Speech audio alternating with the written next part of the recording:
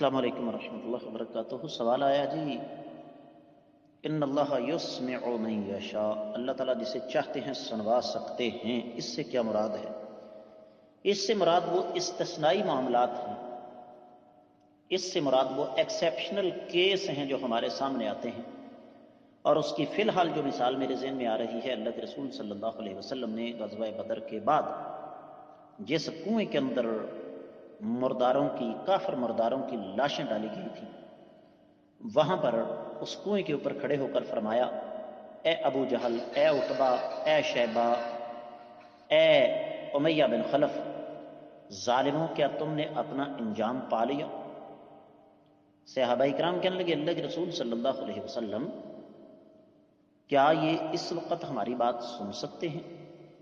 فرمایا تمہاری نسبت یہ زیادہ سن رہے ہیں۔ تو یہ جو ہے نا، ان اللہ یسمع من یشاء، اللہ تعالیٰ جسے چاہیں سنا دیں، اس سے مراد یہ ہے کہ اگر اس قسم کے معاملات ہوں، اسی طریقے سے آپ یہ دیکھیں کہ حدیث میں آتا ہے، جب تم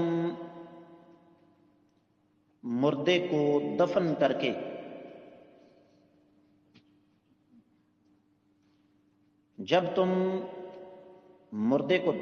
کے واپس پلٹتے ہو تو اس وقت وہ تمہارے قدموں کی آواز سنتا ہے۔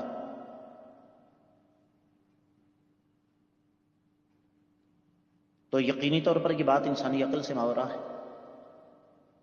لیکن بہرحال نبی علیہ السلام فرما گئے، ہم اس بات کو مانیں گے۔ تو یہ مفہوم ہے اس بات کا کہ ان اللہ یسمع من یشاء۔ امید ہے کہ انشاءاللہ آپ کو سمجھ آ گئی ہوگی۔ واللہ تعالی اعلم۔